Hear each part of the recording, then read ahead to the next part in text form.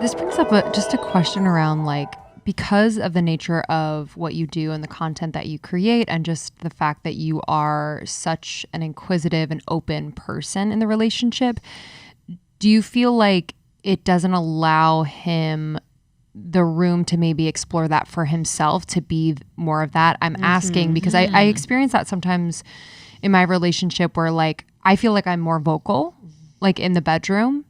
And he's like, oh, that's just not me. And I'm like, oh, I wonder if I pulled back, would it allow more space for him to be more of that? And we've talked about it, but I don't know if that's, I don't think it would, but I'm just curious about that, like the balance or the lack thereof, whether like pulling back would maybe shift how Jared would like approach some of these things. I don't know. Yeah, I think, what's fascinating is this is, you guys don't make content together, right? You and your partner. He's very private. Girl, you better force that shit on, because that's been a saving grace, I think, because I created a platform where his voice was necessary. And so it's necessary for him to share his perspective by virtue of that we're creating things for each other. So I think without that piece, it might have been like, this is a you thing. But yeah, that's such a good point. Show him the check. Right, show him the check. Show him the check, honey. You gotta But the nature of what he does. Lamborghini put in yes, you gotta show him about the cars. You gotta tell him about the data and the check. That's how you get him in. It's interesting thing about the not wanting to have sex when pregnant, and also to your boobs. And I think men have this fear of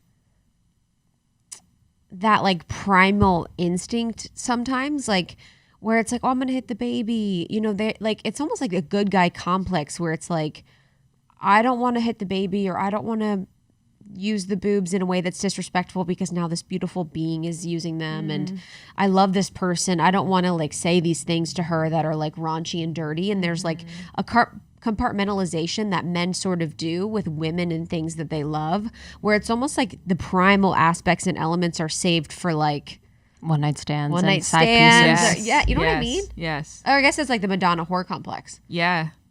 Yeah. I wonder if there's a little bit of Oedipus in there too, of like, resisting the urge to sexualize your mom, and as a result just like completely putting it like moms are not sexual. Ever in any capacity at all. That's interesting. But I think that you have to, there was a Afrosexology, they had this really beautiful activity which was a bunch of words or descriptors like safe, dominated, sensual, sexy, slutty, fascinating, magical. And it said, choose 3 words that describe how you want to feel during sex. And that was a really great activity for us to do, because it was to be like, not what do you want to do, which is a big thing, what do you want to do anal? Do you want to fuck my boobs? Like, I love in the video because you're like, all right, Jared, so there's this really cool thing. And he's like, well, we already did it. Yeah. he's like, well, this is cheating because we already did this. And you're like, no, we're going to model it for them and we're going to do it.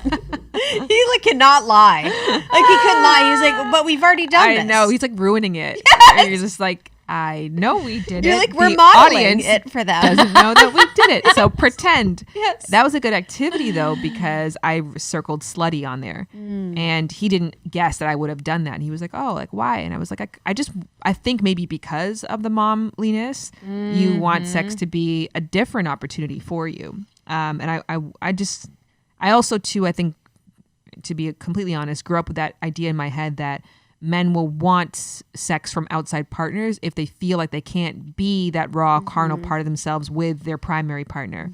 So I never wanted to create a space where we only had like one type or style of sex, where I wanted to be like fully expressive for both of us. So I think it's like been a challenge to force him out of that idea of like, I can only be made love to, because sometimes I just want to be someone's little slut, you know? Totally. I'll never forget. We were at Goodfest. We saw you at Goodfest. This is when we first saw you, and you were talking about your fantasy. The jail fantasy. Yes, my favorite. I was like, I'll never I think forget that's mine. Literally, you're like, I'm wearing a little skirt. No one's touching me. Yes. Like, and that was, it's just so, I was like, damn, because I've never thought about my fantasy. Oh, what is your fantasy? I've never thought about it. I still don't even know. You've had some time. That was years ago. I've had some time since. I feel like mine's pretty wrong, and I wouldn't want to say it because then everyone's like psychoanalyzing. They're like, "Oh, is that because blah blah blah?" I'll say off air. Okay, do you know what actually Esther Perel has a book called Mating in Captivity, which I thought was very freeing because it talks about like fantasies aren't literal, they're interpretive, like a dream. Thank you so much for tuning in to Morning Microdose by Almost 30. We hope you enjoyed waking up. As always, we encourage you to take what resonates and leave the rest. If you enjoyed this trip, tune into the full episode on the Almost 30 podcast.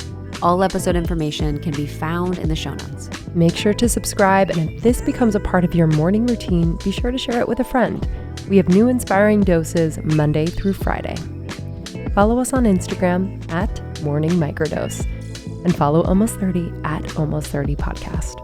Thanks for listening. We'll see you in the vortex.